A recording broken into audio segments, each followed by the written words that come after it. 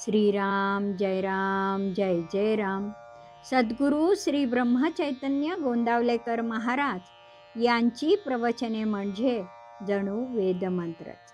श्री महाराजांनी प्रत्येक दिवसाच्या प्रवचनाबरोबर बोधवचनही सांगितले आहे. या बोधवचनांचा विस्तार एक तत्वनाम या पुस्तकात लीलया स्पष्ट केला आहे. लेखक आहेत रामभक्त श्री रम भ कुलकर्णी. या श्री रामनाम मंत्रित पुस्तकातील आजच्या बोधवचनाचे अभिवाचन मी डॉक्टर सौ शिल्पा कुलकर्णी तुम्हा सर्व भक्तांना सादर नमस्कार करून करीत आहे. आज दिनांक 7 सप्टेंबर. आजचे बोधवचन.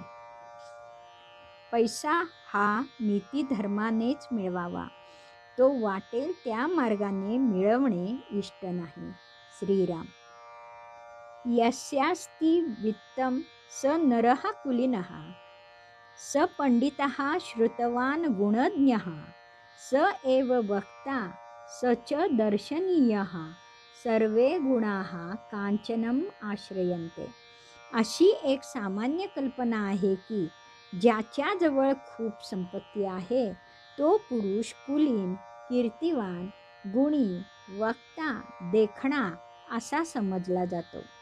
सगळे सद्गुण जणू त्याच्या श्रीमंतीला चिकटलेले असतात. हे संपूर्णतया सत्य नाही. नीतिधर्माने आलेल्या संपत्तीनेच खरे सुख आणि समाधान मिळते. अशा सन्मार्गाने आलेली संपत्ती हीच खरी लक्ष्मी असते. गैरमार्गाने आलेली संपत्ती म्हणजे पैसा होय. या पैशाने सगळी भौतिक सुखे मिळतील, नुसता चंगळ वाद वाढेल, पण मानसिक सुख समाधान मिळणार नाही. पैशामागे धावू नये. त्याचा पाठलाग करणाऱ्याला तो सापडतच नाही. न मागे तयाची रमा होय दासी. चरितार्थ चालवण्यासाठी योग्य मार्गाने नीतिधर्माने अर्थार्जन करावे. शरीर यात्रा चालण्यास, कौटुंबिक जबाबदाऱ्या पार पाडण्यास पैसा आवश्यक आहे. धर्म, अर्थ, काम, मोक्ष या 4 पुरुषार्थांपैकी अर्थाचा समावेश आपल्या संस्कृतीत आहे. पण अर्थाचा पाया हा धर्म असला पाहिजे. खरं तर अर्थ आणि काम हे 2 पुरुषार्थ प्रारब्धाधीन आहेत. शुभाशुभ कर्मानुसार प्रारब्ध बनते. नेमके तेवढेच सुखदुःख भोग आपल्याला प्राप्त होतात. ईश्वर हा केवळ कर्मफळदाता आहे. राजा सेवकावर संतुष्ट झाला तरी नोकराच्या प्रारब्धात असेल त्यापेक्षा जास्त देण्याची बुद्धी राजाला होणार नाही. कितीही पाऊस पडला तरी पळसाला 4थे पान फुटणार नाही. म्हणून अर्थ व काम प्रारब्धाधीन आहेत आणि धर्ममोक्ष हे प्रयत्न साध्य आहेत. वाममार्गाचा अवलंब केल्याने पैसा मिळणार नाही. मिळाला तर टिकणार नाही, सुख समाधान देणार नाही. अशा माणसांची पुढील पिढ्या उधळी व्यसनी होतात. वाममार्गी पैशाची ओढ वाममार्गाकडेच असते. आहे त्या परिस्थितीत समाधानाने राहून आत्मोन्नती साधण्यात पुरुषार्थ आहे. फसवाफसवी, भ्रष्टाचार, काळा बाजार, धाकटपटाशा, चौर्यकर्म, खून इत्यादी वाममार्गाने येणारी संपत्ती दुसऱ्यांचा तळतळाट घेते. त्यांच्या हृदयात असलेल्या भगवंताला क्लेश होतात. म्हणून अकृत्वा संतापम अगत्वा खलनम्रताम अक्लेशचित्वाय यत् स्वल्पमपि तद्बहु. परडपिडेशिवाय, दुष्टांची हांजी करण्याशिवाय जे मिळेल त्यात समाधानी जीवन व्यतीत करणे हा सुखाचा मार्ग आहे.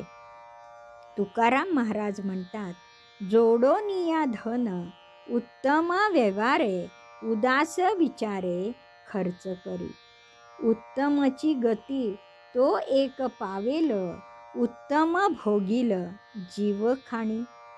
पर उपकारी नेणे पर निंदा पर स्त्रिया सदा बहिणी माया.